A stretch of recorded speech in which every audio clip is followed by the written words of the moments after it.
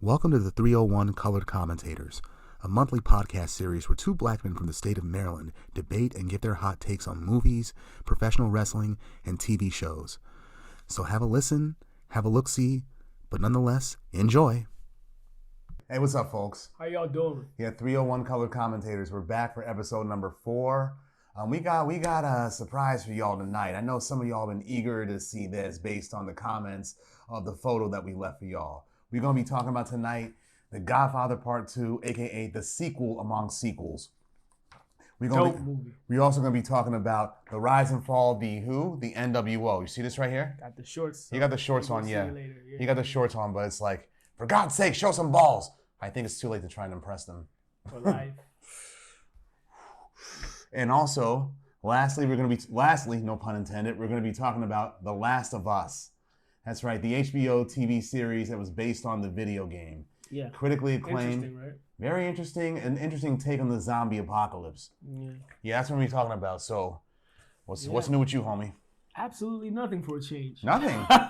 Nothing. That's a first. Since our last episode, I'm trying to think. I mean, actually, this has been a lot. Just trying to enjoy the summer, dog. Like 4th of July, Juneteenth, all that. Juneteenth. Just doing the damn thing. Yeah, thank you, President Biden, for giving us Juneteenth. I guess. Yes. It's overdue, but thank you. Sláinte.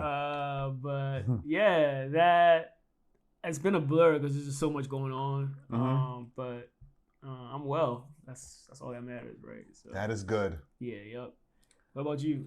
Okay, a few things. I went to BlurredCon, representing us there. Yeah, BlurredCon. Right. BlurredCon is BlurredCon is Black Comic Con. Yeah, it was next year we got to get a table there and stay for all 3 days. Yeah, because there's some shenanigans that are going on that motherfucker. Mm-hmm. Not only that though, they don't got no spaces for podcasts though in there at all. So it's like we can fill some space. We're gonna make some space. We're gonna make some space. Yeah, we got banners there. We're in there. Yeah, we're gonna be hooking up with all the hot female black celebrities that come there too. Watch. Word. Mm-hmm. Word. I met Cree Summer when I was there, as y'all saw, and Rachel True. Both very professional, very cool, nice. funny too. Shit. They were friendly, yeah. You say one of them had a potty mouth or something? Rachel True, the chick from Half Baked, she curses more than me. I'm just sitting there like, that's impossible, Si. I'm like, please, sir, I'd like some more. That's impossible, Si. No, difficult, not impossible. You see what he did there. Mm-hmm, you see that. and Cree Summers was like, when it came to taking the picture with the both of them, she's like, but you're about to have a threesome. I'm like, I wasn't thinking about it before, but now I am. Well, damn, Si. Mm-hmm. Fulfill your fantasy, why don't you? On air? I ain't no exhibitionist. Well, first and foremost, I'm present, so that's not going to happen. That's why I was asking for clarification. I'm talking about at BlurredCon. Next time we go, yes, we will. I'll make sure the stage is set for you. Okay. Just make sure you let me know so I exit ahead of time. Okay. Do your thing, and I'll return. Thank you. Oh, you're very much welcome. Okay. All right. Also, additionally, I saw what's it called? I went to TCon last Saturday, the T-shirt convention. Oh, that's something I mess with. I didn't know about that. Okay. Yeah, it was small, but it felt kind of dead a little bit. Oh yeah. I mean, me and my friend Troy were manning our table for RexcoComics.com, or just Rexco Comics. That's right. Create the culture, but yeah, it wasn't as big as I thought it would be. I mean, they had seminars, workshops where you could learn how to make T-shirts and whatnot. Okay. But I heard it's been bigger. Any you don't have to pause. Although I did buy some stuff there. Any nice concept tees or pop culture tees over there that was plenty hip hop tees. The theme was hip hop.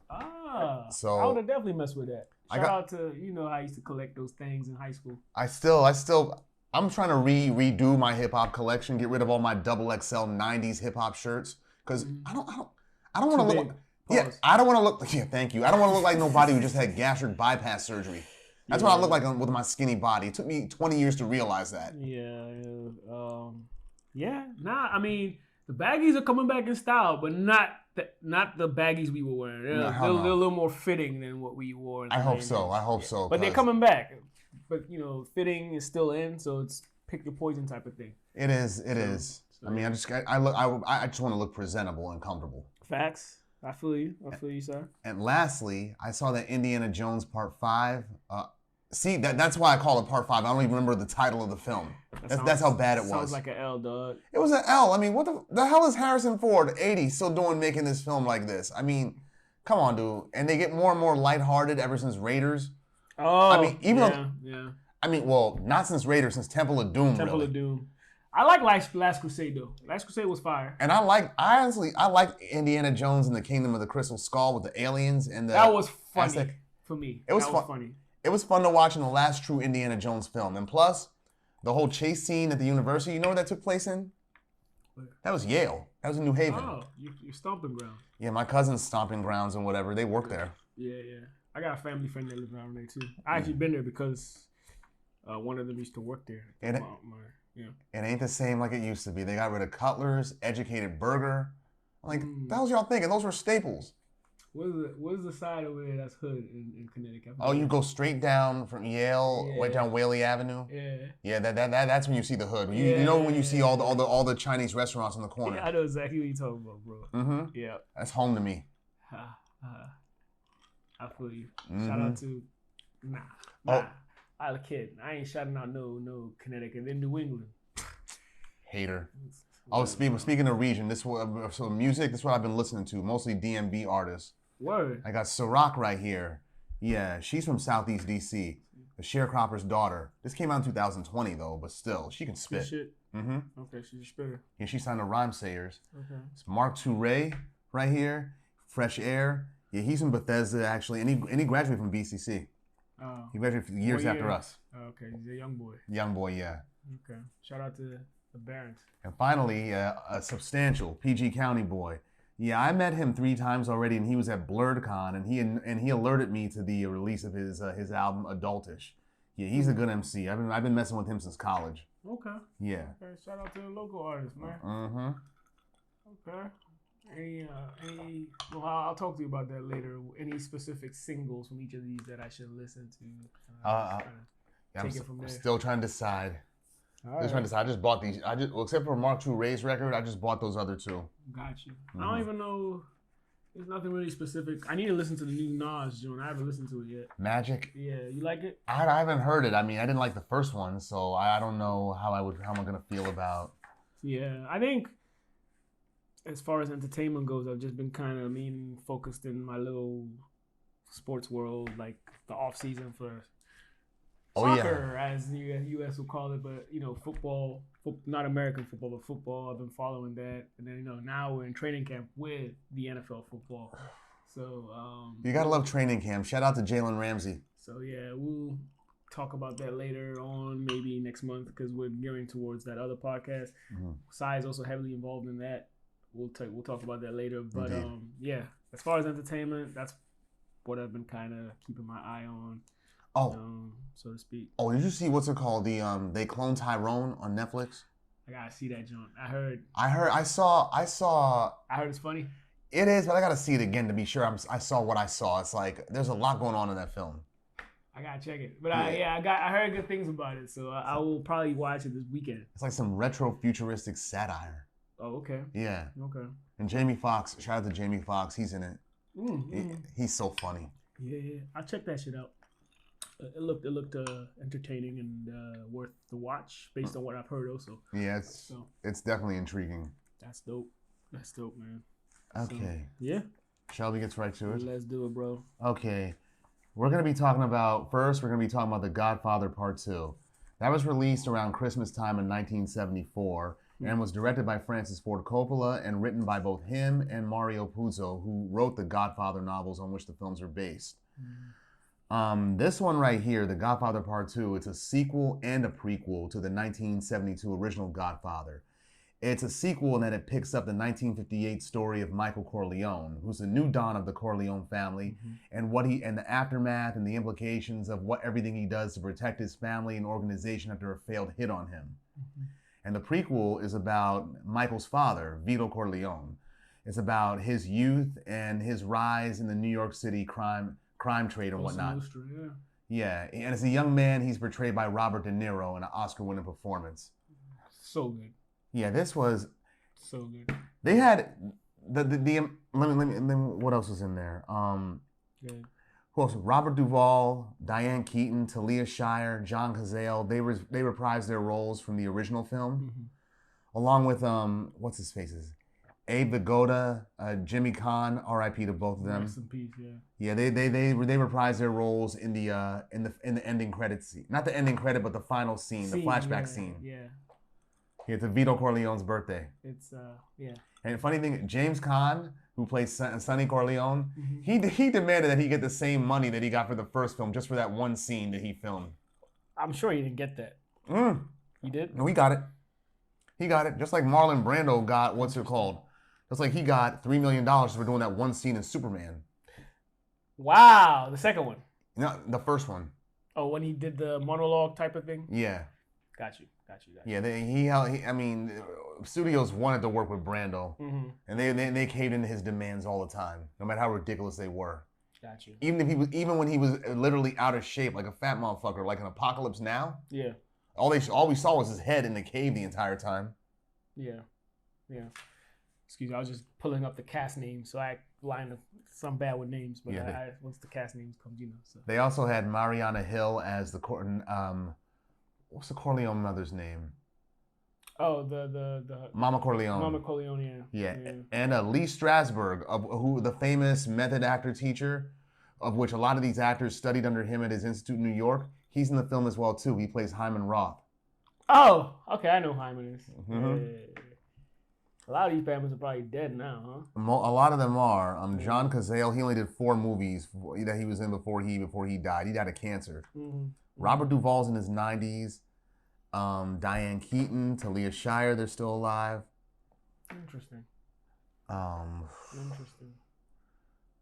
No, Morgana King. I'm sorry, Morgana King. She played Mama Corleone. Yeah. Why does she remind me so much of Tony Montana's mother in Scarface? She kind of does. Yeah. It's got like some similarities. I could see that. I could see why you would say that.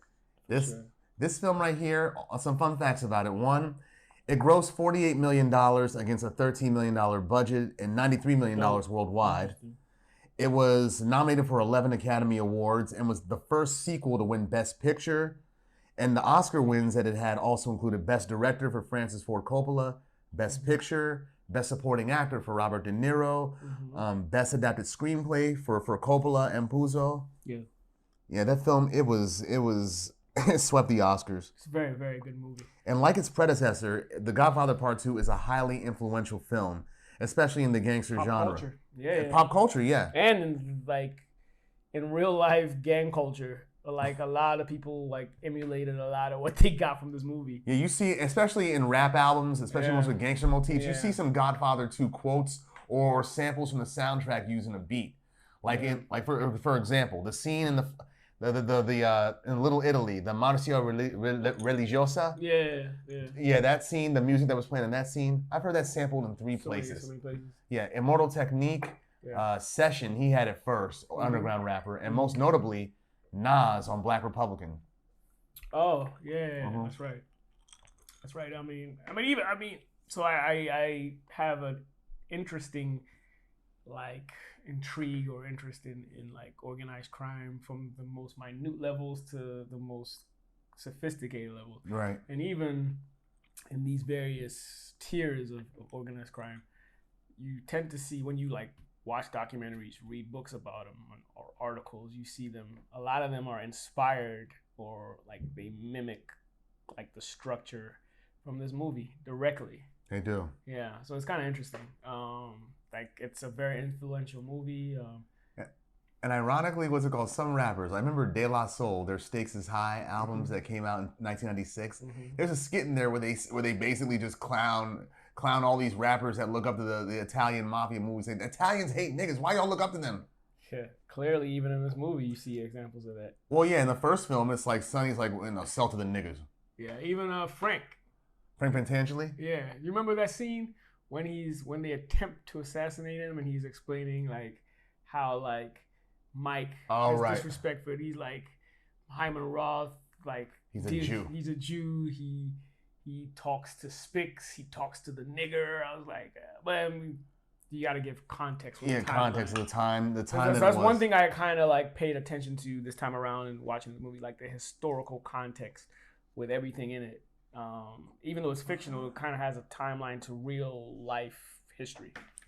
Yeah, it's a layered film. I mean, it has the replay value, even though it's nearly 50 years old. Facts. It's the acting in it is so good. Yeah. The themes in it are relatable. Absolutely. I mean, even though the crime part, I mean, I'm not. None of us are organized crime, but still, it's intriguing to watch. Like he said, always intriguing to watch. Yeah.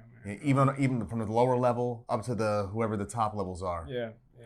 So, I guess.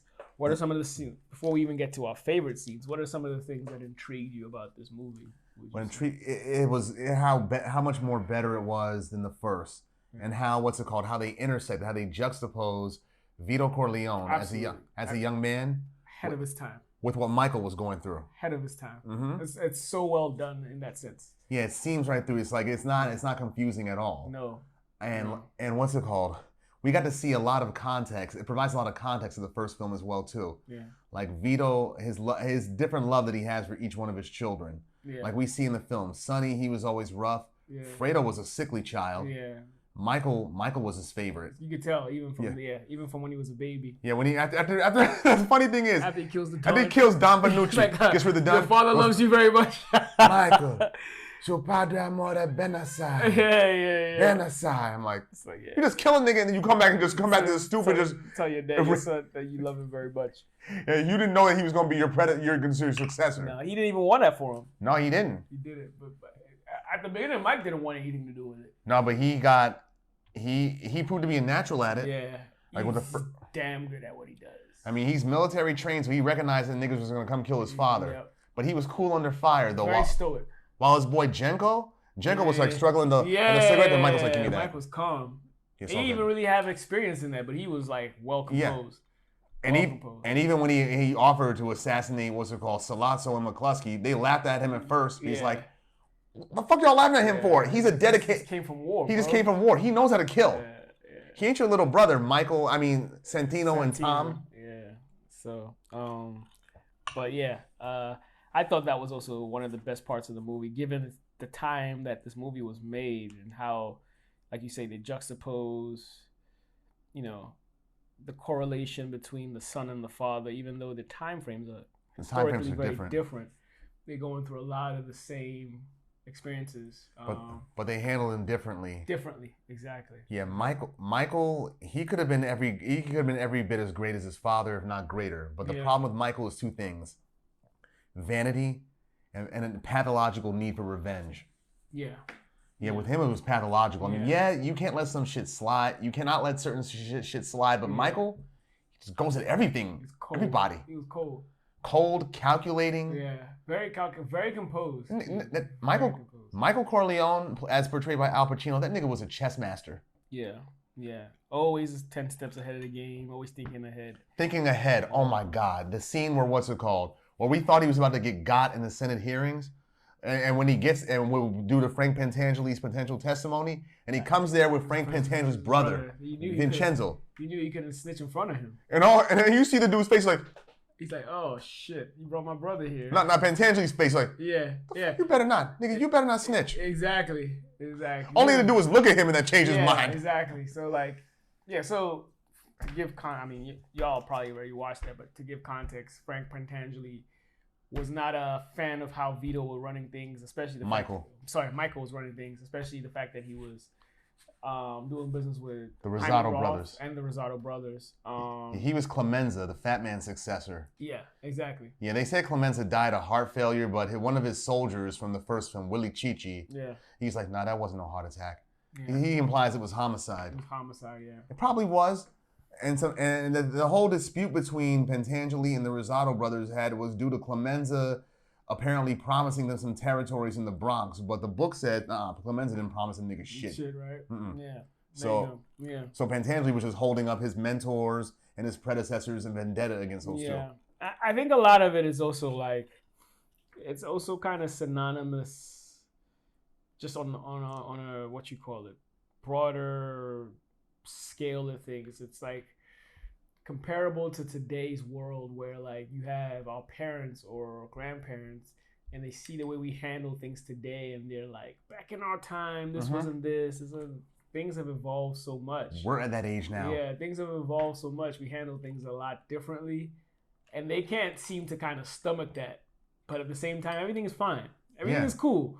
It is synonymous with Frank, how Frank sees Michael, the way Michael handles the family and the business and everything. Frank is from Vito Corleone's era. Yeah, he's the same age. He's from the old school era. He's an old school Sicilian, yeah. Exactly. So like certain things of the tradition he likes to uphold, whereas Michael is more, okay, tradition is important, but evolve it, adapt so in the time so that we can sustain what we have, whatever. But like the whole scene where we see Michael having that whole party for his son Anthony. Yeah, and Frank Pentangeli gets there and he's unnerved because there's nothing traditionally Sicilian there at all. Yeah, at all. No musicians and shit. The food, canopies. Yeah, exactly. So, and the senator, he was racist as hell. And like me especially, I kind of relate to it, cause here senator. No. This what you not fuck no, not the senator. Okay, good. More so the conflict between Frank and Michael. You gotta understand, more than likely, Frank and Vito are first generation immigrants that came here, so they have a very strong traditional base from Sicily. Yeah. That they want to uphold.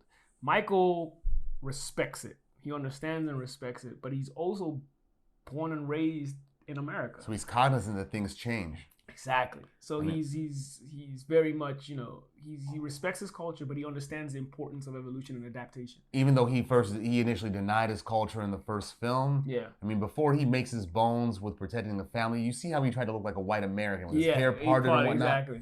But then he spends 2 years in Sicily, comes back as a changed man, starts wearing his hair slicked back like an Italian, dressing with his culture. Exactly. And even speaks Sicilian when he's pissed off at somebody, like the Frank. I run my family the way I see fit. Tu familia? Yeah.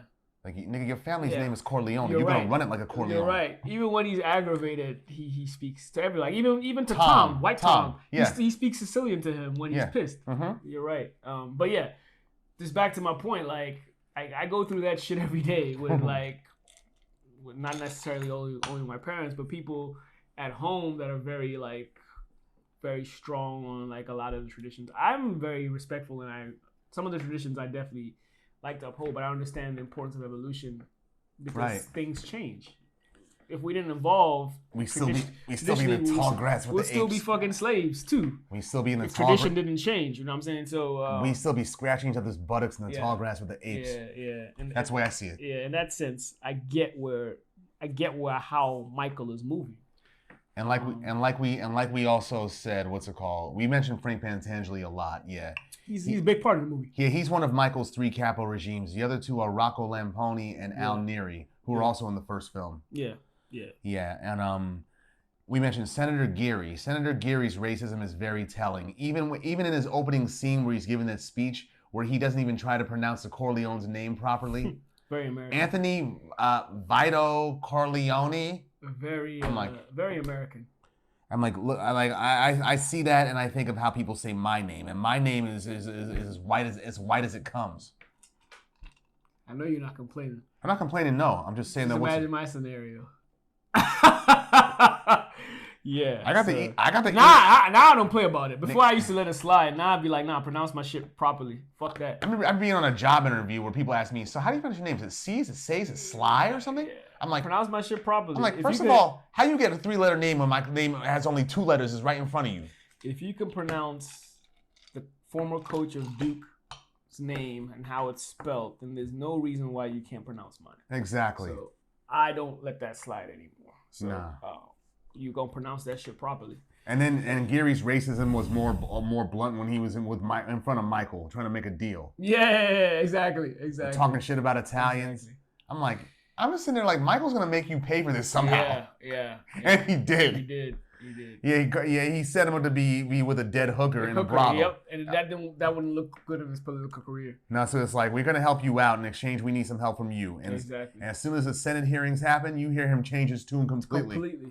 Yeah, like he's giving a proverbial rim job to Italians. I think that is also telling in that things haven't really changed. I think a lot of the shit is very It still goes on. It still goes on and prominent now. It's just a little more covert. On a political level. Yeah, it's like, a little more covert. It's sort of like House of Cards, the first few seasons, right? Mm-hmm. I mean, we got some friends from high school friends that actually work on Capitol Hill, and some of them told me that what you see on House of Cards is true. That's exactly what these congressmen do to get shit done. And yes, they do take swigs of whiskey and like lines of coke when they think nobody's looking at them. I'm like, I believe that. I believe it too. And honestly, I can't blame them, given that job. Yeah, man. So like that was interesting. That historical context. It was a little more blatant at the time. Mm-hmm. But you got to understand that's kind of like how things work when like government and age go hand in hand. Like a lot of the countries in this world that have fairly young independence have a lot of blatant corruption where you actually see, whereas the U.S. is kind of, we are just as corrupt as every other country. No, but we're good at what we do because we're better because the U.S. has had its independence since the 1700s. So you got to understand they've been through a lot of shit. We've been through a lot of shit, but they do a lot of shady shit that they try to convince us that only other countries do. Absolutely, that's what I said. They're good at what they do. At the end of the day, there's also better ways of checks and balances. Yeah, based on how we see other countries do it. Not only that, but based on the experiences over time. Like the checks and balances have become more overt, and the corruption is a little more covert. And I think a lot of these countries possibly will also get to that level over time. Over time. A lot of them are fairly young, if you think about it. So back on topic. Yeah. Okay, what's it called? The hit on Michael Corleone. And after the hit, he makes Tom Hagen the temporary head of the family. And that scene where he says to Tom, "You're my brother, I love you. I know I've upset you in the past by keeping things from you." And Tom's moved to tears. It's like, I noticed that with Tom. It's like, he's the same age as Sonny, but Michael is the one sibling that he respects the most and wants his approval. Yeah, all the time. All the time, yeah. And it's like Mike never gives it to him completely. No, I mean right then and there, it's like Thomas is like, "I've always wanted to hear you say that, Michael. I want to be thought of as a brother by you especially." Yeah. I think Michael, he may have meant it, but he was also trying to butter him up a little bit, make it easier for him to be head of the family. It's another. Manipulation tactic. Yeah, but it's also an experience I've had in my past where, I've lived with another family where, I practically lived with them the whole time, and then every now and then, not so much as the movie, but every now and then, someone within will remind me, you're not exactly. That's another thing too. Yeah, you're not exactly family, and that's exactly why Michael never gives him that full approval, because he's not direct Sicilian. He's not blood. So. And then this scene that I just mentioned stands in stark contrast to the flashback scene at the end of the film, where Michael reveals that he dropped out of college and joined the Marines. Yeah. And Michael was like, Tom was like, "Mike, your father, family, your father, your future. We talked about your future. Me and your father talked about this a lot." And Michael's like, looked at him with daggers, talking about, "You talked about my father with my future." Like he's like it's a subtle and cruel reminder to Tom that you're not blood. Yeah, exactly. Also, yeah, in that sense, y'all are planning my future. Yeah, he's back to your vanity thing. It's like I decide that, not the rest of y'all. I'm a grown ass man. I'm gonna design my future my own way. And Vito. That's why probably Vito respected that, loved him the most, because he had his own mind. Yeah, he did. He did. Yeah, he didn't want him involved in the family. I mean, he could pull strings for him, but Michael didn't want that. Exactly. He eventually came around, but he did, yeah. But initially, it's like, I'm doing my own thing. Yeah. And even as the Corleone Don, he's doing his own thing. Exactly.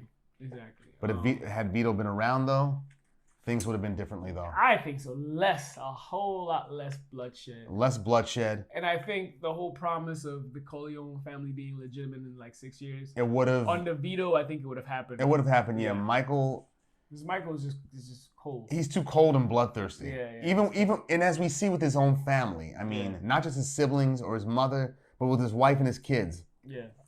I mean, he told Tom to go get his son Anthony something for Christmas. Like, "What'd you get him? One of those toy cars. You tell me what else so I'll know." Yeah. I'm like, so you can pretend like you did it? You did it. Exactly. And then And the women of the film, I mean, Fredo's wife, Deanna, I'm like, that's what you get for marrying a non-Sicilian wife. Yeah, a drunken chick she was a hoe. She was a hoe. She's basically cuckolding you the whole time in that party to the point where Rocco definitely like fucking other guys. Yeah, she was. And not hiding it. Yeah, and Rocco was like, Michael says, either you got to do something about this or I will. Yeah.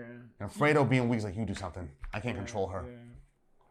Yeah. Connie, she's become a hoe her damn self, like gallivanting around with random men and leaving her kids in the compound. I understand where she's coming from, though. She said she was trying to get back at Michael, and plus, with him killing her husband, like, lady, that man abused the fuck out of you. Okay, he did the right thing. He did you a favor. And he was in cahoots with the enemy. He was, yeah. So he did you a favor. He got your brother killed. Yeah, yep. And what's it called? Mama Corleone, she's the only sensible woman in this whole film. Very grounded. Yeah, very grounded. Even in the flashback scenes, it's like she's a traditional Sicilian woman. Yeah. Even when her husband's involved in some shady shit, she knows not to ask no questions or get involved. Exactly. I mean, if he wants her involved, he'll tell her. I could argue Tom is also pretty like grounded too. Yeah, he was raised in a Sicilian family, but Vito made damn sure to know what's it called. You're still German Irish. You speak our language. Yeah. But what's it called? You're not blood. Basically. You're not blood, and he could never be a full consigliere, no way, since he's not Sicilian. Yeah, he's not Sicilian. And he's not a wartime consigliere neither. He's too peaceful. Yeah. And he knows how to fight with a briefcase. Good, exactly. He's good with the books. Yeah. There you go. With the law. With the law and being very subtle. Like at the end of the film, when Michael's talking with him and the remaining capital regimes about all their enemies that they got to get rid of, he sends Tom to go talk to Frankie Five Angels in jail and very subtly tell him, if you want your family to be taken care of by us, you're going to commit suicide. Yeah, exactly. Like when a plot against the emperor failed, they were given one last chance to save their families. Mm-hmm. But Tom, only the rich guys got that. Yeah, exactly. But then he got the meaning. It's like, don't you worry about nothing, Frankie Five Angels. Yeah. Don't worry about a thing. Yeah, your family's good. Basically. But the whole conversation with him, they were both lamenting the fact that the Corleone Empire is not what it used to be. It's not. But to be fair, it had transitioned to be more of a business entity exclusively than... More feared. You think it was more feared? I think it was more feared Michael out of respect under Vito than it was when Michael was. That's what I'm saying, though. What's it called? There's two different kinds of fear. Like the fear out of respect and fear you have of a gun. Michael had that fear. Yeah, exactly. Whereas Vito's was more traditional respect. Yeah, he only used violence when he had to. He was loved. Yeah, he was loved. He was Godfather. Yeah, he was Michael. Loved. Michael didn't have no nickname. Yeah, exactly. I mean, Michael was more vicious than his father ever was. Yeah. But what's it called? What else happened? Michael's relationship with his family, his wife and his kids. Oh my God, the scene where that argument with Kay after the Senate hearings. He really did slap. Al Pacino really did slap Diane Keaton during that scene. The same way that a year later in One Flew Over the Cuckoo's Nest, where Jack Nicholson was actually choking Louise Fletcher. To make it work. Yeah, she's like, and she actually told him, Jack, choke me. Choke you? Yeah, choke me. We got to make this look real. That's wild. All right, and it got them both Oscars. Yeah, it did. Great movie. We should do it one day. When you get that little red beaver right in front of you. That's my man. No man alive. That's how he got the name. Shout out to high school. He pointed that out to me in that movie, the term beaver. Yeah, it became your name, dog. Nicholson said it. Nicholson just made it funny. Out of respect, it became your name, though. The scenes I love. Vito Corleone. His first meeting with Clemenza and Tessio. Tessio was a good-looking man when he was younger. I have to admit that. Yeah, he's a handsome dude. When they're sitting at the table. I know what you mean. No, there's no pause. You're a grown-ass man. You know what you're talking about. And when Vito killed Don Fanucci, that fake-ass... We knew he was fake. Don, dog. He wasn't no Don. He wasn't doing shit. He was barely even promising protection. He was lying to him. Lying to him. And when Vito was able to lowball him and not get killed, it's like, okay, that's how I know this motherfucker's phony. I'm going to get him. And like... It goes back to what you were saying. Like, even from the roots, Vito was like a really stand-up guy. Yeah. Like, he was... Like, violence was last resort. He played really fair for the most part. Even when he got fired from his job. He didn't like, try to avenge anything or none of that. Or even take a severance package from Jenko's father. Right. And it... Like, when you watch that, you watch his historical timeline. Yeah. It makes a lot more sense when... like you go back to part 1 when they kill Santino, he's not even trying to avenge anybody. He's just like, yo, just let's quit the bloodshed and like try to coexist. Nah, he wanted revenge. He did, but in front of all them. Yeah, he was just like cool. But he wanted to find out who set him up first. Yeah. But he didn't kill who actually killed him. That was Michael. Yeah, Michael said in the deleted scene in the first film when he got back from Sicily. Vito's revenge was more so who turned on them. Tessio. Versus who actually wanted them dead. You know, you're right, because Vito was more talking about who's a traitor in the family. Exactly. That means a lot more than.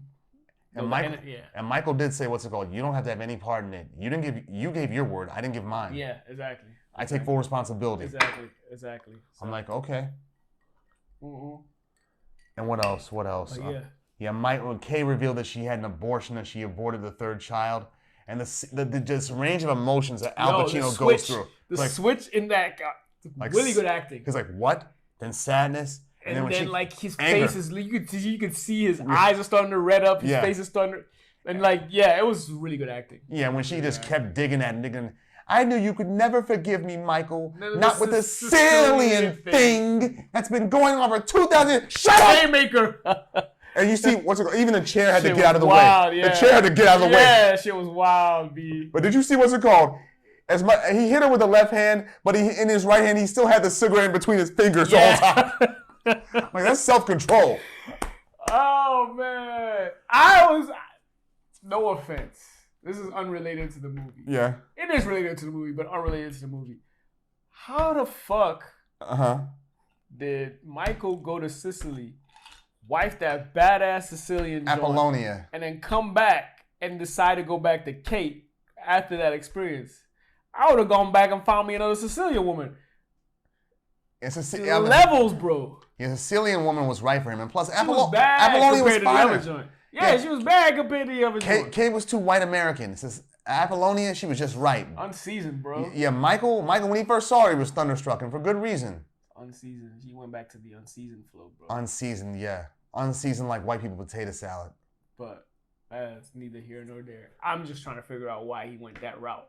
It backfired at the end, too. Mm-hmm. But there's a part 3. We might do that in another season. And more so the historical parts, like what's it called? When they were in Cuba. During the Cuban Revolution. Yeah, when Fidel was on the come up. Mm-hmm. And they were ready to put some gaming or money laundering shit down there. Since the Cuban government would be favorable to that. And then Michael, he starts getting doubts after he saw that rebel blow himself up. Like, yo, these motherfuckers might win this shit. Yeah, they're not scared to die.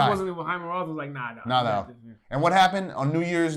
What's what happened? Batista resigns. Yep. It leaves, and then Castro takes over. Yep. And everybody in there's like, gotta get the fuck out quick. It's time to leave.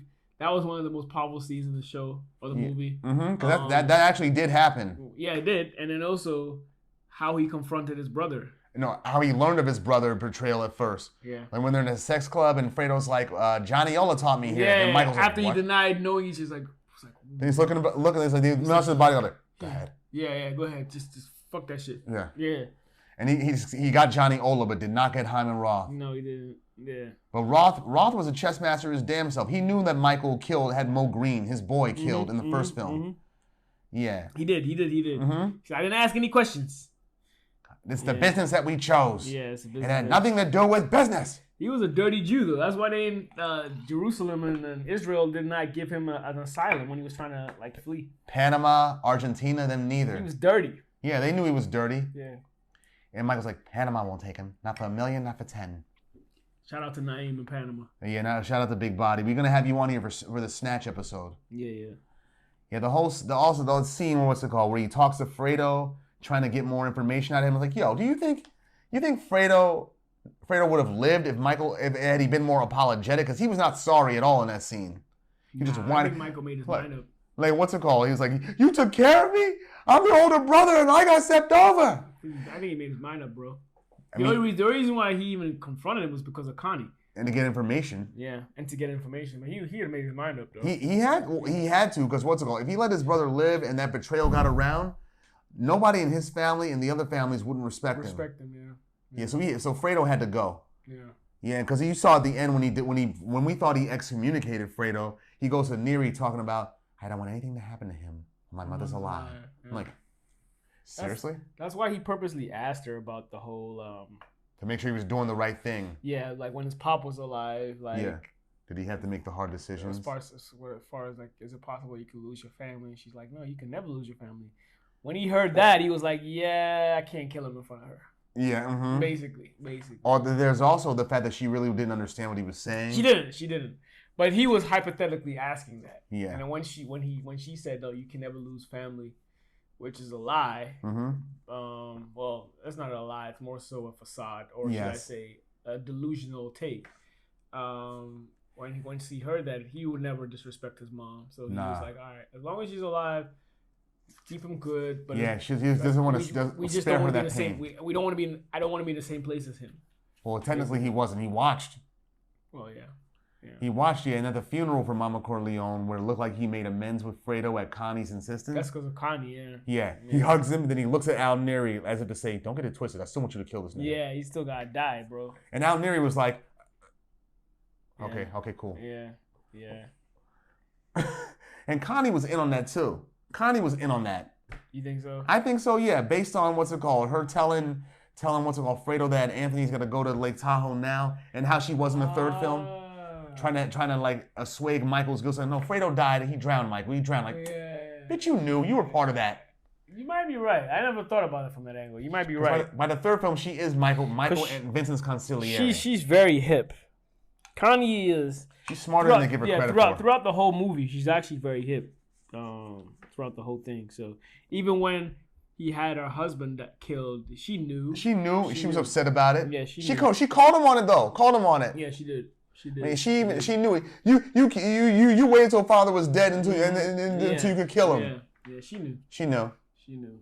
So and other things. And also, why send Rocco Lamponi out to kill Hyman Roth? Why send him check this out.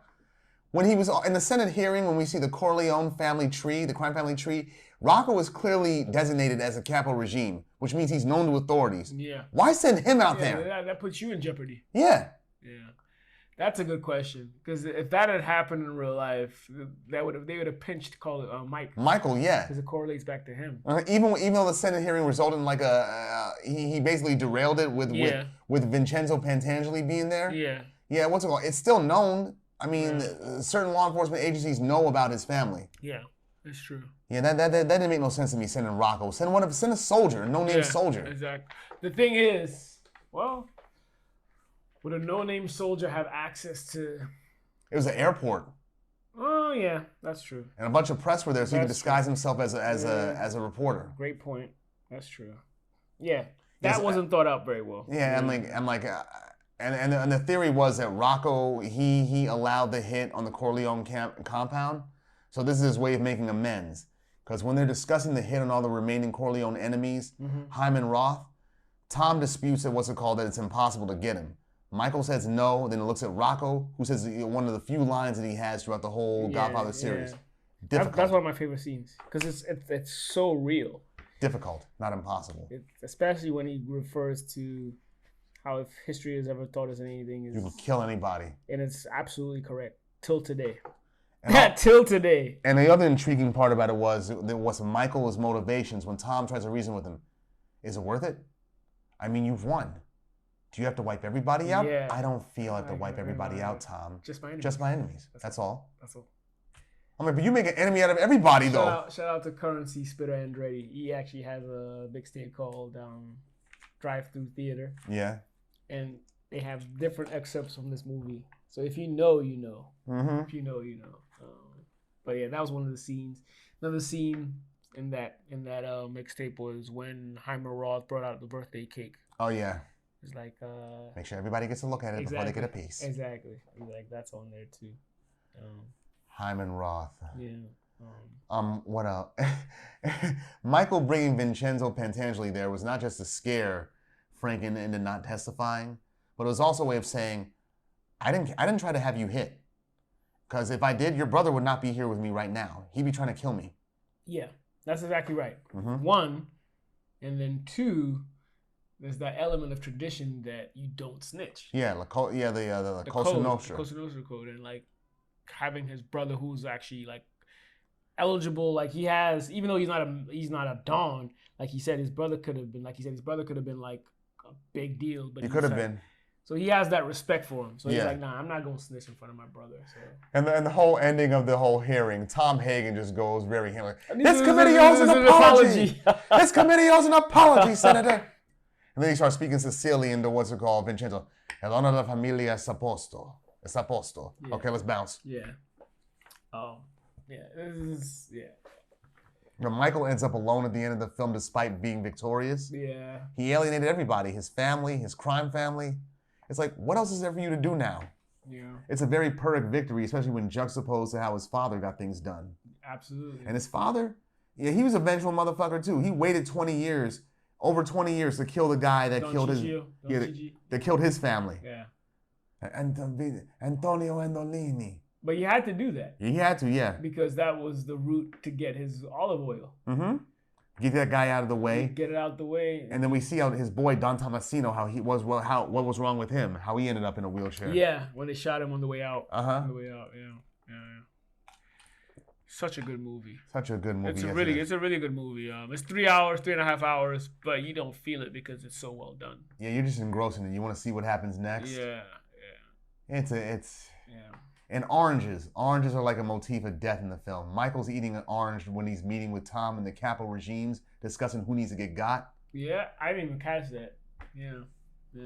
Yeah, man. It was like we just said, it's a good film. It's a sequel among sequels. Anytime a sequel is better than the original, it's compared to The Godfather Part II. Sequel and prequel. Mm-hmm. And all in one. Just like Indiana Jones and the Temple of Doom, technically. That was a sequel and a prequel. Yeah, it was. Yeah. But I recommend. I already. Somebody was gonna watch this. I already told him. They've never seen it. So never saw it. Never saw it. So I'm like, yeah, just prepare for a mastery in like just about every aspect in movies. Yeah, watch a masterclass in film and filmmaking. Directing, acting, cinematography, history, all put together in one. Storytelling, it's character building. Mm-hmm. It's very complete.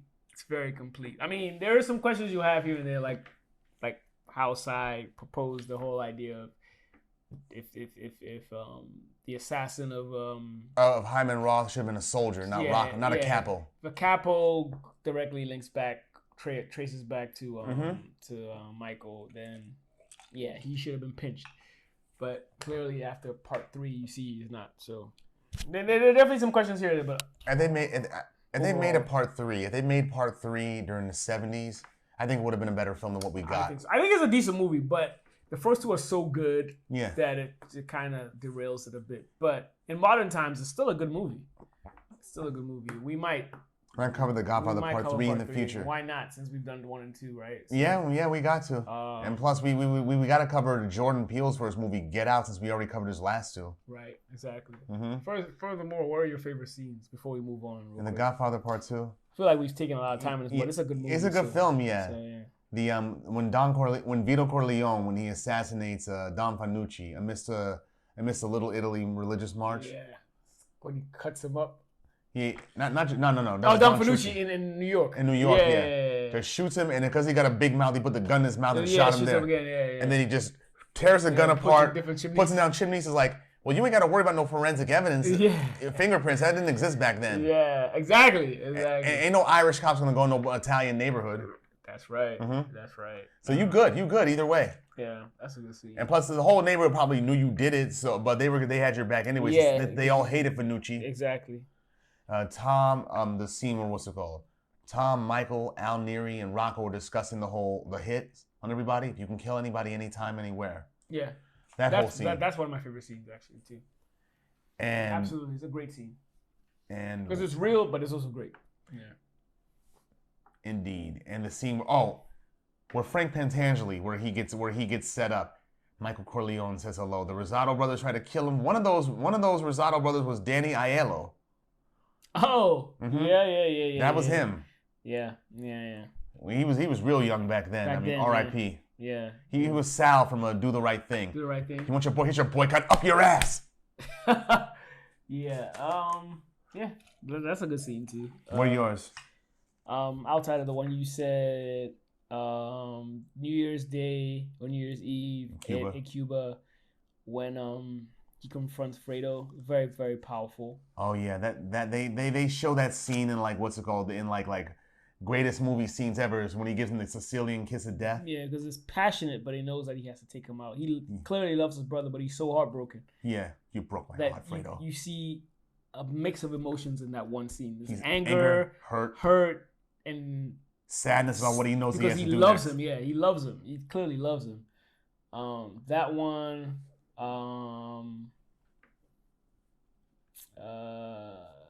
Let me think. The last scene was also pretty deep. The very, very last scene. Where he's sitting in the park by himself, or no. The one before that. Sorry. The flashback. The flashback scene was very deep. Oh yeah. Yeah, it comes full circle. Because at that point, you want to be a straight, like American Caucasian. And Fredo, and ironically, Fredo was the only one that like supported him on that. Yeah, I mean, technically, he's still Caucasian, being Italian, but yeah, but American. American, yeah. Yeah. Like Irish American or just such a waspy Anglo-Saxon. Anglo-Saxon, yeah. So, one to fit in with the whole American dynamic. Exactly. Yeah, Fredo was the only one that supported him on that, ironically. Yeah, very much so. That was a very deep scene. And then let me think. There's probably one more. Maybe the part where he keeps joshing Tom. Like, why do you hurt me, Mike? I've been loyal to you. Yeah. The whole time. That was a very deep scene too. Another deep scene was what's it called when Kay wanted to see the kids after she revealed. He just fucking comes out and just closes the door. Just a power move. Just didn't say nothing. Like, fuck you. Boom. Yeah, that was serious. That was a power move. That was serious. Like, that was like the last stamp. Like, I'm done with you, bitch. Leave. Yeah, I mean, you just aborted his kid after you told him if you lied and said you lost a child. Even Anthony didn't want to speak to her. Yeah. He probably knew. Yeah. Anthony, come hug your mother. Like, Anthony, will you come hug your mother? Uh-huh. Yeah, that was interesting. Yeah. How he just comes calmly. And no emotion. No emotion. Just walks. Just looks right at her in the eye. Just closes the door. And slams the door on her. It's like. Yeah. Like, he kind of deserved it, though. Yeah. Because you asked too many questions for one thing. If he was Sicilian, he wouldn't have this problem. He should have gone back to Sicily, dog. He could get him another Apollonia. There you go. Mm-hmm. You would have been happy and you would have had better sex. Probably. Kay just looked like she just lays there like a deer in headlights. I don't know. Maybe she's just not attractive to me. So she's not. She's not attractive. I never considered Diane Keaton attractive, to be honest with you. She became a Corleone. So, but that's not here nor there. Great movie. Go watch it. Great movie, yeah. Godfather Part II. I'll watch it. Whoever wants to watch it with me. I know one of y'all want to watch it with me. Well, somebody does. All right. Shall we? Yeah, next one. Next, we're going to talk about the rise and fall of the New World Order. My shades just for this one. Of the New World Order, the faction. Oh, yeah. Yes, I mean, this began. You can't even see it, but I got it up there, dog. They see you. Real quick. Yeah, go ahead. Yeah, this all began when Scott Hall, a.k.a. Razor Ramon, he leaves WWF and comes to WCW and wages war in 96. Takeover. Kevin Nash, Diesel, is not that far behind. Then the Bash at the Beach 96, Hulk Hogan, he joins him as well too in a shocking turn of events. Yep. Hogan's always been a face. That's when he turned to a bad guy. That was a big event in pro wrestling. Best move in his career. That's coming from a guy who hates Hulk Hogan. Yeah. Yeah, Hogan, let me see this. Go ahead, bro. Yeah, Hogan was en route to his second WCW world title, and when he got it, he took the spray can and sprayed nWo over it. And Eric Bischoff on screen, who was a WCW, not the president, but because they still had J.J. Dillon. Yeah, they still had J.J. Dillon. He was on the rise. He was on the rise. Yeah. Backstage, he was basically the main booker for WCW. Yeah. And on screen, it was revealed that he was allied with the nWo, so that's when he gave the rest of WCW an ultimatum. Join us or fuck you. Plenty of people joined at that point. Takeover. Mm-hmm. Buff Bagwell, Scott Norton, Vincent, and the $1 Million Man, Ted DiBiase, previously joined. I think that's when it started. Well, keep going. Go ahead. And then they eventually, who else they have? Dennis Rodman, Six, who used to be the 1-2-3 kid in the WWF. Yeah, Six Pac. Mm-hmm. Yeah, Six Pac, what's it called? Hall and Nash. They were the original Wolfpack within the nWo. Yeah. Put it to you like this for you 80s kids out there. What's it called? The Dreadnoks of Cobra, they were basically the Wolfpack of the nWo. Yeah, that's a good way to put it. Shout out to Sai for that one. Yeah. And Macho Man joining at Super Bowl of 97, early 97. That for me, when I saw that at the time, I was like, this is more of a matter of fuck it. If you can't beat him, join him. Because he got his ass beat by the New World Order so many times. And his getting his ass beat was a catalyst for the New World Order. Fuck Sting, but keep going. Yeah, fuck Sting. Yeah, what's it called? Sting. Yeah, Sting was like, when he reinvented himself during the takeover of the nWo. Got rid of all his multicolored, blonde-haired gimmick. I'm the Crow. Yeah, the Crow. And him coming down from the ceiling was cool, but it's like, you beating the nWo like that, I didn't buy that. I could not buy that. What, y'all could jump him easily. Yeah. And that was the beginning of the end for that. That's like that started to piss me off. The beginning of the end of the end. He was beating like premier superstars by himself. There was like 10 of them. Yeah, many in that ring that he should not have beat legitimately. Savage, David, Hall, David Dean. Our friend David was a big Sting. I love that shit. That shit used to piss me off because it destroyed the image of wrestling being good. Anyway. They didn't sell it to you, basically. That's what it was. You weren't sold on that. Hell no. There's no way his lone himself could destroy the top talent in wrestling. Yeah, one of my favorite nWo moments was when they added Dennis Rodman. And Rodzilla? Yeah, Rodzilla, yeah. and War Games of 97, where what's it called? Ric Flair set it up for the 4 Horsemen to be against the 4 nWo members. Nash, Conan, Buff Bagwell, and Six. And Kurt Hennig, I just knew this was going to happen. I knew it was going to happen. He jumped ship to the nWo. I just knew it. But it made me happy, though. The 4 Horsemen got destroyed. Yeah. As a child, or younger, we were kids. It seemed great, but I think when they started integrating all these players or wrestlers, it kind of ruined the mystique and the prestige of the takeover. It should have been just like a limited amount of people joining. By 97, late 97, that's when I thought they reached their apex. Yeah, exactly. Rick Rude, he was the last one to join. I'm like, I'm cool with this. Then they just started adding all these. It's like Dusty Rhodes, I didn't like him being there because it came just out of nowhere. And naturally, we even as kids, we started to tune out. I was like, it's a bit much. Yeah, Scott Steiner. Yeah, Big Papa Pump. At that point, it was bullshit to me, man. Because when he joined, and the next night he comes out with that bleach blonde haircut, and his muscles are all bigger than they were the night before. Unlimited steroids. Big Papa Pump is your hookup. Holla if you hear me. Like unlimited steroids. I never seen a man with that many steroids in wrestling. What does Cito used to say? Our boy Cito used to say, Big Papa Pump is on steroids. Holla if you see him.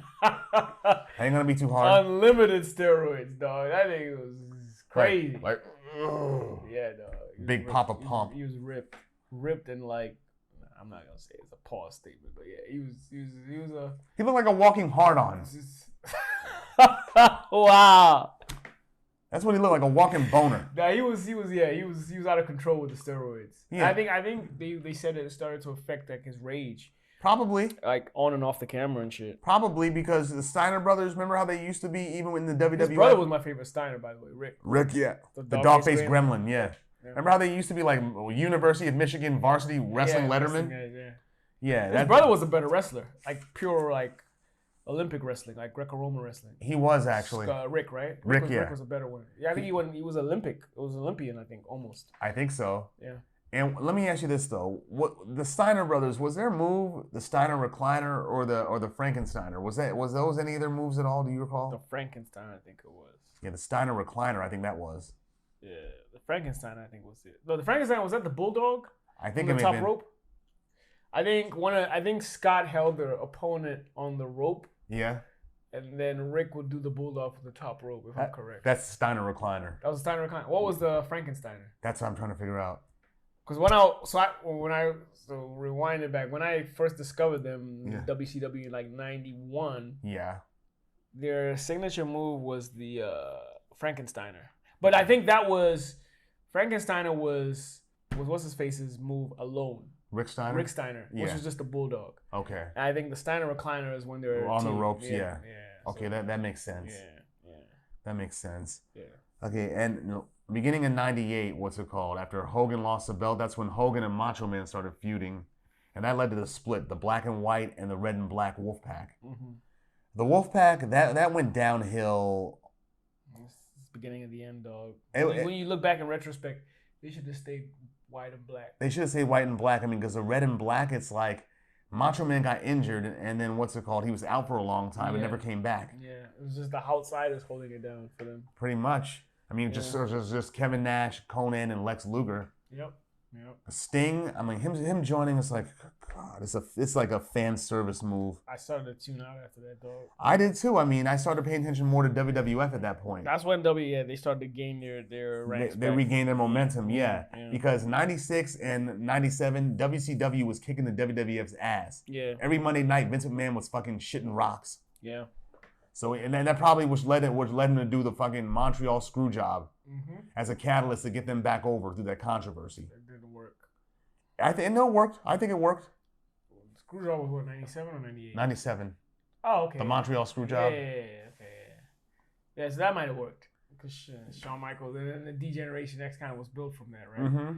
So yeah, that kind of helped to bring back. And also the other things that went on in WCW, like post Wolfpack, you got the finger poke of doom. Yeah, like that bullshit. I don't think I was watching wrestling by then. It was 99. You were still watching it a little bit. A little bit. Because I didn't even remember the finger poke of doom until we actually did it. I was like, wait, that actually happened? I don't remember it. The one thing I remember... So I started to phase out around there. Because I remember the one thing I do remember you watching in 99 was the St. Valentine's Day Massacre. The cage match between McMahon and Stone Cold. Every time he tried to leave, McMahon's like... yeah. Come back. Yeah, that I mean, even then I think I was dialed back into WWF.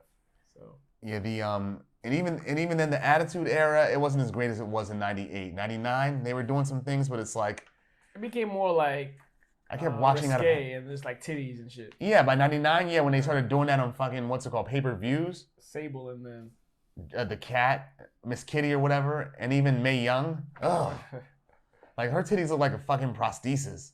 Yeah, it became a TNA type of show after, like just softcore porn almost. I stopped watching in 2001 because when they bought out all their competition, there was no reason for them to try to be good no more. I think by the end of 99 was when I stopped. Like early 2000, I was done. Yeah, you were done. You remember that? Yeah, I was done. That shit was terrible. Yeah, and they tried to bring back the nWo concept after the finger poke of doom, because what they did with the finger poke of doom, they tried a loose reunion of the nWo, black and white and the red and black, and they started kicking certain members out or treating them like B-level members, right? And by late '99, they tried to reintroduce the concept and have like 4 members, just Bret Hart, Scott Steiner, Bret Hart, he's not even built for that kind of shit. Kevin Nash, and Jeff Jarrett. Bret Hart is too good to be. He's too good. Yeah, he's too nice of a guy to be NWO. Even when they tried to bring the nWo concept back after WCW got bought out, and they tried to do Hogan, Nash, Hall, and even Shawn Michaels, I'm like, this is not legit. It's not. Yeah. As far as I'm concerned, the nWo died when around the time of the Wolfpack. Yeah, exactly. It should have just kept it minute and exclusive. They would have gone far. They would have, yeah. I mean, and looking at the nWo, it's like a takeover. Yeah, they were basically the WWF taking over the WCW, because most of the nWo wrestlers were guys who made a name for themselves in the WWF. Exactly. That must have been a bitter time for Vince, because I was like, I made these motherfuckers, and look at them take my ratings away. And you got one that was named after you, Vincent. I know. That was done on purpose as a jab to McMahon. Was that Virgil? Yeah, just like Virgil was supposed to be a jab at Dusty Rhodes. That's his real name, Virgil Runnels. I didn't even know that. I see. Virgil Vincent. What's his real name? Michael Jones. That's Virgil's real name?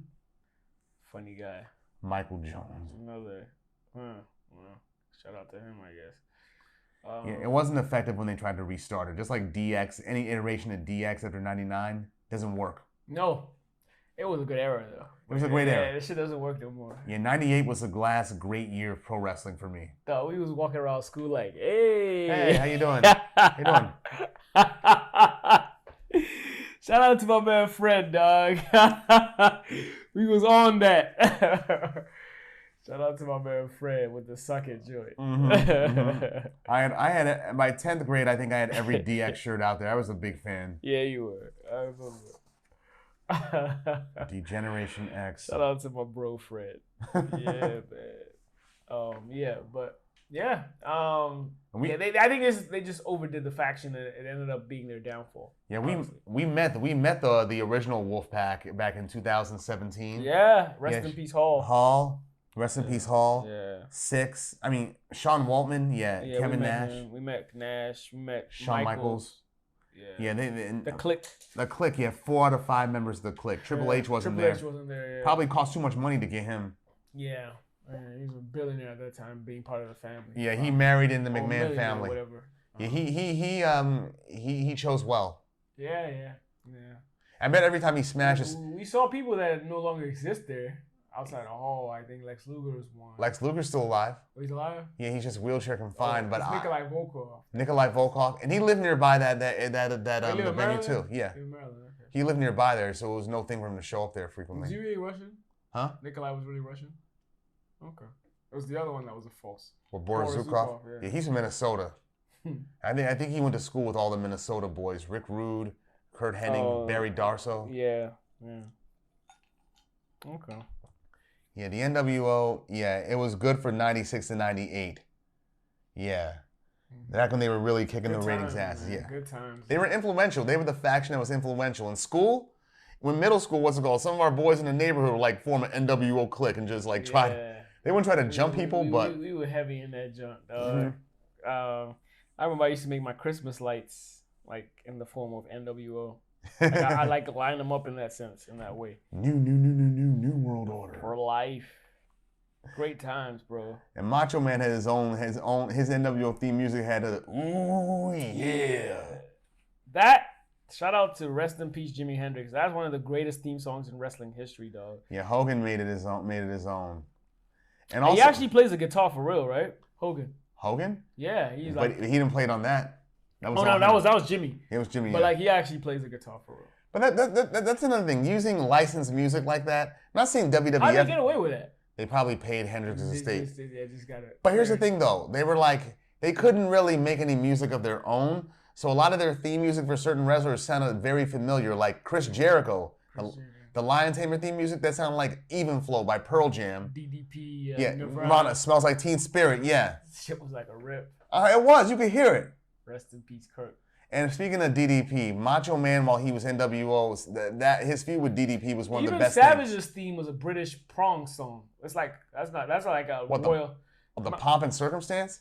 His song, it's actually British. That's British? Yes. The theme song that he's used from the beginning of time is actually from England. Yeah, Pomp and Circumstance. Yeah.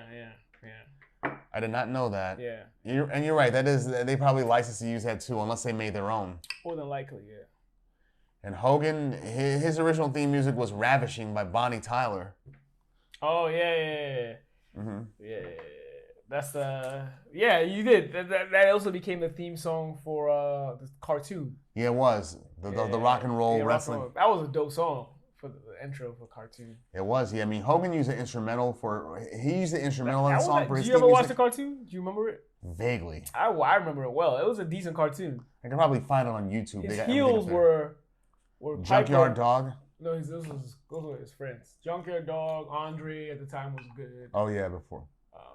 Andre, Junkyard Dog. I can't remember who else. Mr. Wonderful. Superfly was also there. Mr. Wonderful was a bad guy. He was with Piper. Okay. Mr. Wonderful and Iron Sheik was also one of the bad guys. Most of those guys are dead now. Yep. Mr. Wonderful. It was a pleasure meeting him. Greatest power driver performer of all time. And he won that match. He won that match between him and Hogan, that steel cage match on Saturday night's main event. His feet hit the ground first. You pause it just right, he wins. Hogan might be the GOAT as far as making wrestling what it is, but he's still not my favorite. None of mine either. I mean, the in-ring performers that put on a fucking hell of a show. Yeah. The technical wrestlers, they're my favorite. Yeah. Bret Hart. Yeah, and plus they're stand-up guys too. Although I will say, Shawn Michaels, I love watching him in the ring. He's a hell of a wrestler. He's a hell of a wrestler. but he would not put anybody over, and he was too into playing backstage politics back then. That's it. Exactly. He had no compunctions. Ironically,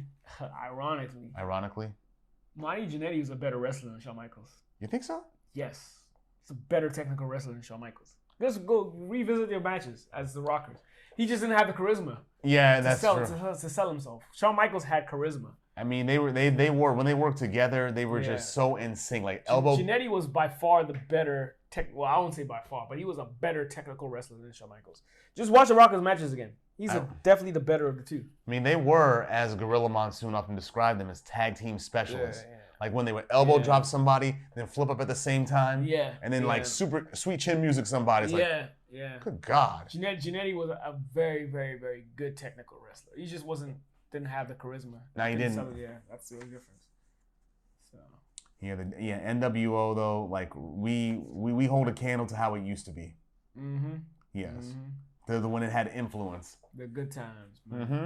The good times. You remember when we were in high school, what's it called? In 10th grade, how the class of 99, their senior shirt was SWO, Senior World Order. And on the back of it said 2000, 2001, 2002, suck it.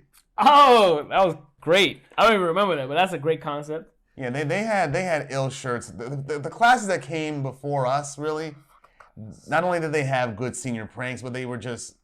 Fucking class sucked, bro. Our class sucked. You see our senior class shirt? I don't care. I didn't buy it. I didn't buy it either. It's a senior thing.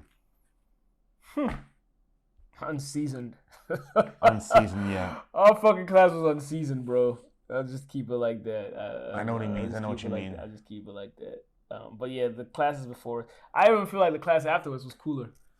Oliver and them. Were a doper class. And plus, they had their if not already, they had their 20 reunion this year. Where we at? Yeah, I know. Shout out to some of the people in our class were cool though. So you know, I still fuck with some of the people from our class. But in general, our class was unseasoned. Yeah, it's like we didn't do much of anything. And it's like Beach Week was like, did you ever go to Beach Week? Nah, bro. I was done. Me neither. Anyway, let's move on. Let's move on. One more to go. Yeah. We're going to talk about The Last of Us. Let me see this. Go ahead, bro. You got it. Okay, The Last of Us. The first season aired in mid-January through mid-March of this year. It's an HBO series that's about a post-apocalyptic drama, and it was created by Craig Mazin and Neil Druckmann. Mm-hmm. It was based on a 2013 video game developed by Naughty Dog, and the series is set 20 years into a pandemic that's caused by a mass fungal infection. Mm-hmm. And it causes its host to transform into zombie-like creatures with fungus heads, and society collapses, essentially. Very apocalyptic. Yeah, the series follows Joel, played by Pedro Pascal, who's a smuggler who's tasked with escorting a teenager named Ellie, who's immune to the whole zombie apocalypse virus. Mm-hmm. He's trying to take her across post-apocalyptic America to see some doctors so they can synthesize a cure from her blood. Mm-hmm. Yeah, The Last of Us was filmed in Alberta, Canada from 2021 to 2022. And it was hard. Actually, Calgary, Calgary, Alberta, Canada. Yeah, he's from there. Mm-hmm. Good catch. And it was the first HBO series that's to be based on the video game, and it was done jointly with Sony Pictures and PlayStation. Yes, Druckmann, he wrote and directed the original game. And Mazin assisted with the screenwriting for all 9 episodes of the first season. Mm. Let's see. The guest stars include Nico Parker as Joel's daughter Sarah, Merle Dandridge as the Resistance daughter Marlene, Gabriel Luna as Joel's brother Tommy. Oh. Mm-hmm. Okay. I know I recognize him, but now it just occurred to me what the name was. He comes back later on in the show. Yeah. The show achieved a lot of critical acclaim, and they call it the best adaptation of a video game. It's nominated for several awards, including 24 Emmy nominations, so we'll see what it does in September. Good point. Mm-hmm. And it was renewed for a second season. Yeah. Okay. Oh, it was, huh? Mm-hmm. It was already renewed, yep. Good to know. I mean, based on how it ended, with Ellie was like... It's a little open. It's like, she knows that what's it called, that Joel was lying. Yeah. And the whole zombie apocalypse thing, I mean, this is a new twist on it, with the whole fungal infection and whatnot. But I swear, The Walking Dead, they have a monopoly on that. I still don't want. It's too many There were too many seasons. I gave up on. That's why I was discouraged to even watch the show. I gave up on it after season 6. It's on like 12 now or some shit. No, I think it ended. There's like spin-offs for it now. Okay, so but I gave up after season 6. Couldn't do it, bro. Yeah, it just got too much for me. It's like this can go on forever, and it's like it's violent for just the sake of being violent now, not making any kind of philosophical point about violence. I hear you. Yeah, they turn what's it called? When we first see this episode, it's like they turn Boston into a damn quarantine zone. And also, speaking of quarantine, what they did in the initial stages of the pandemic to get rid of they said they were taking certain families to quarantine areas, but the government was really just shooting them dead. Yeah. Like this is some Stalin firing squad shit. Straight Stalin flow. Also, their logic was dead people, they can't infect anybody. Yeah, that's true. That's true, but yeah, there's always a button there. It's inhumane, yeah, because we saw the remains of that once what's it called when Joel and Ellie came upon it. And we see like a baby character, whatever. It's like they really did that. They kill babies, bro. That's not far fetched though. No, it's not far fetched. Yeah, it's not far fetched. And what's it called? The compound, the small town compound where we see Bill. Yeah, Bill met Frank. Yeah. And it's a standalone episode that showed like a love story within the apocalypse between two guys. Oh yeah. And had a very tear-jerking ending as well too. That is true. Yeah, I forgot about that episode. Yeah. Yeah. Shout out to them too. They tried. Yeah, one of my favorite scenes is what's it called when they when they had to fight all those zombies that are coming up from underground. Yeah, at nighttime with the lady. Lady that was trying to avenge her son's death. Yeah. I forget her name. But yeah, that was a crazy scene. They all just coming out, and we see that the fucking the mushrooms give them like scale type of armor on them. Yeah. Body armor. Exactly. It's like, wow, how can they beat these people? Yeah, it's suicidal almost. Yeah. The thing that there were some scenes that well, anyway, keep going, and I'll touch on the scenes that. No, go. I think a scene that like stood out for me was the little black kid when he was infected, and oh yeah, that was sad because he was a good kid just trying to survive, and thought he found a friend. Well, he did find a friend. That's what they did in Walking Dead too. That's what happened there too. Oh yeah, same shit. Black kid. He gets bitten by one of the zombies. Yeah, thinking he found a friend with the group. Yeah. It's like he turns. But they kill him before he turns. Okay, yeah. Unfortunately, she thought she could give him the cure by just giving him some of his blood on the shit, but it was deeper than I think it was neural for her. So he had to go. That was a bit sad because you kind of like fell for that character. And another one, well, that's a theme. So I guess once you're done addressing, I'll just touch on that. The scene where they're in that I think they're in a steakhouse or whatever. An abandoned steakhouse, and Ellie, she encounters a guy named David, who's a leader of the group that's in the steakhouse. And Ellie's being especially nice to her. It's like not because he cares, but because he's a pedophile. Oh yeah. That was weird. Yeah, she'd rather die fighting. I remember that. Yeah. Yeah, he's part of a cannibal cult. And he was a pedophile. Then when he saw her fight, he was like, "Fuck it, I'm gonna cook you then, or eat you, whatever the fuck."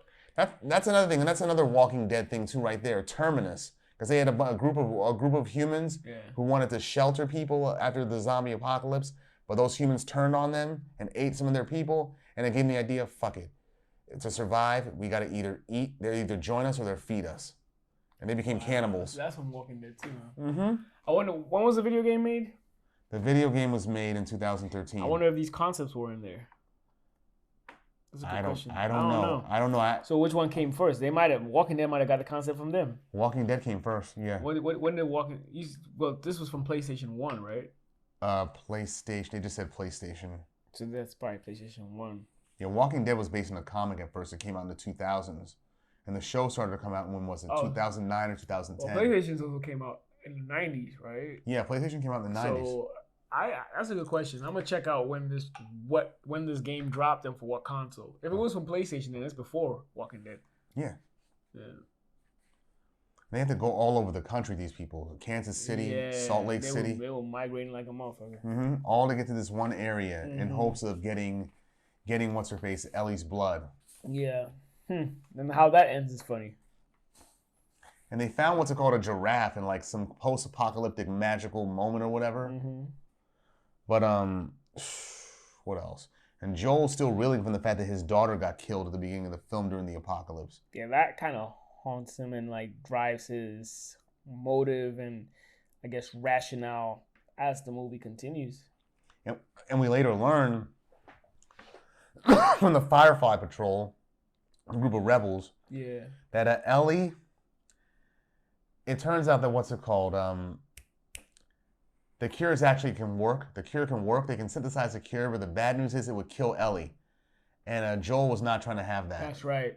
Because he had already lost a daughter. He'd fallen in love with this girl. Fallen in love with this girl. He's like quite a father, attached. Son. Yeah, he's very attached. And given that he failed to keep his daughter alive, he was determined to keep her. Mm-hmm. Like he wasn't doing it twice. He turns on the Fireflies once he breaks free. So, even if it means shooting up a hospital full of arguably good guys who were just trying to save the world. Yeah, so he had to choose between saving mankind or keeping his now adopted daughter alive. Yeah, he ruthlessly murdered everybody in that building just to stop the surgery. Yeah, so he keeps her alive. He chooses her instead of the betterment of mankind.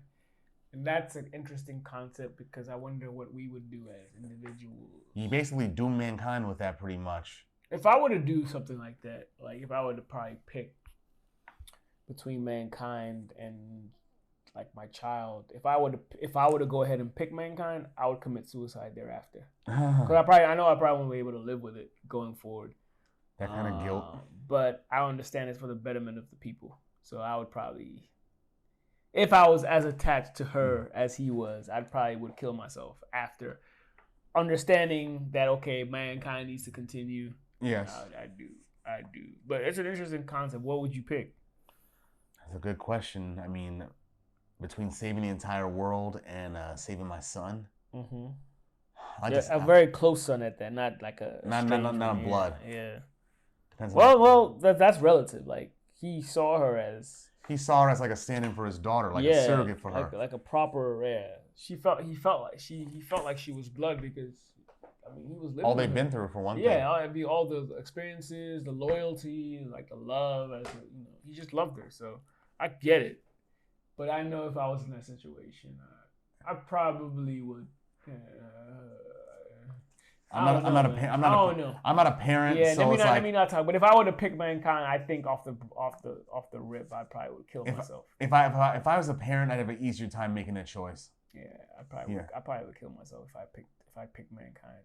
But it's a definitely an interesting question to pose to everyone.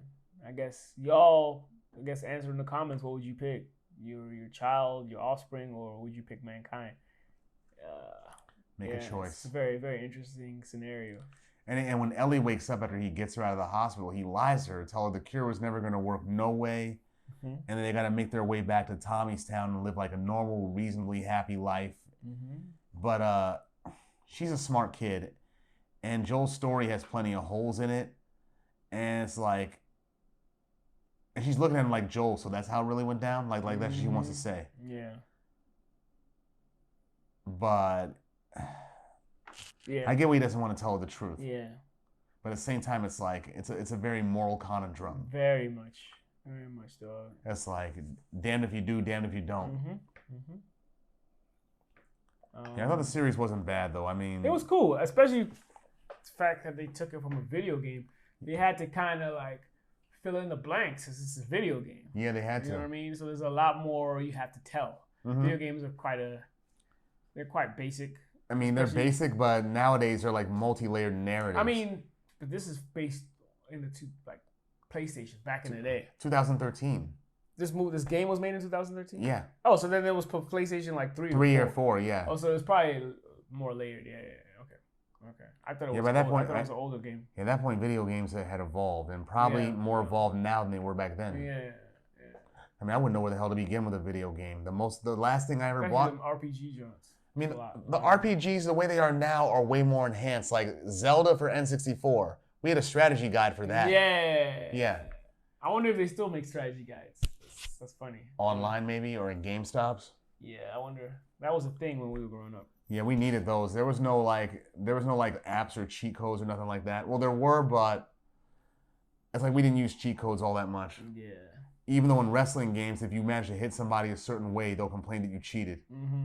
Mm-hmm. Like if you hit somebody, like time it just right, hit him with a clothesline, it's gonna make him give a TKO. Yeah. Got you. Like you cheated, man. You cheated. The controller's messed up. No. I know how to play the game. Literally. Yeah, but Last of Us, they're gonna do a season 2 of that. It's an all right show. It's an all right show. But honestly, the zombie apocalypse, because Walking Dead played out, bro. Yeah, exactly. Walking Dead made it played out. Yeah. It's no longer intriguing. Yeah. I mean, this right here is all right because of how the zombies look with the whole mushroom head and whatnot. Mm-hmm. But other than that, it's like, come up with something new. Yeah. At least make it an allegory for something that will make it interesting. Yeah. I mean, it was cool, but cool for what it was. I think the impressive part is they took it from a video game and made it a movie. Or a show.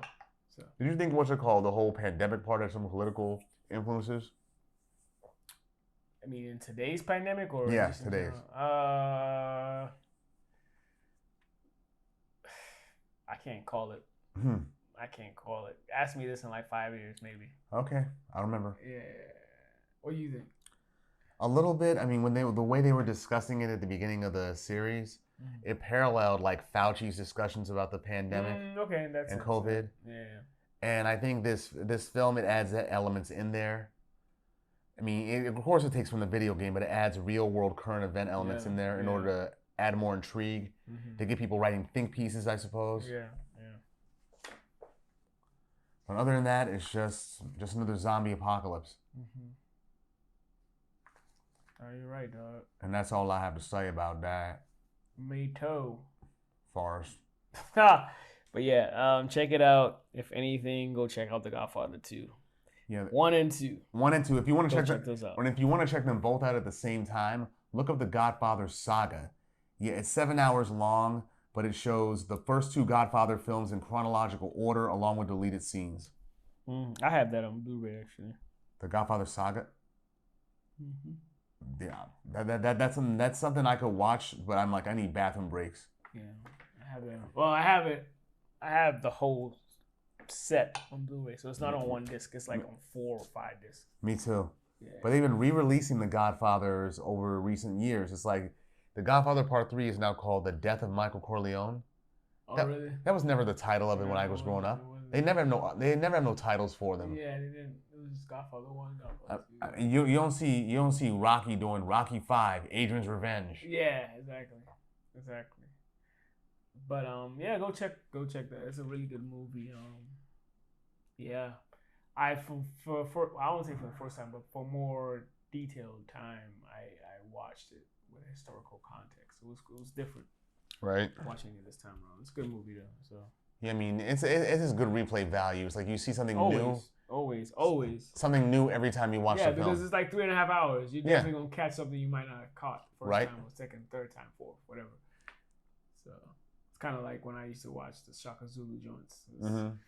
The set of the collection I'll watch and I'll catch something I never caught in the past, or see it from a different perspective. Right. Yeah, but yeah, go check that out. Look up some nWo matches if you can. Look up the best of the nWo, or even look up some his history, the entirety of the nWo's history that some YouTube user might have put together. Yeah, they're more educational. Yeah, let us know what your favorite nWo wrestler was, your favorite nWo match, or your favorite nWo moment. None of that Sting shit. I guess if you like the Sting shit, you can throw that in there. You can throw it in there. Yeah, but just so you know, we will defecate over it. David. But yeah. We'll give you a Chicago sunroof. But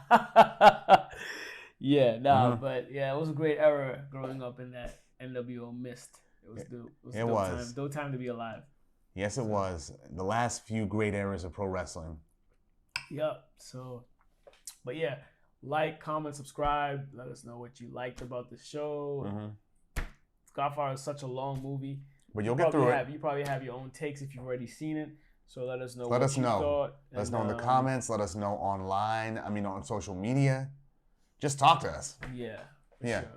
Because we're tired of talking at you right now. No, I'm kidding. I love talking to you. I love talking to you guys. Yeah, we love your feedback. Some of y'all were looking forward to this episode, especially on the Godfather part. So we'd love to hear your takes, your favorite scenes, not so favorite scenes, questions you might have had of scenes and stuff that didn't add up. So just throw that in there. Yeah. We'd love to comment on there or even read your comments or your takes. Or even it's a classic movie. Won a lot of Oscars. So even if you ain't seen it, just comment.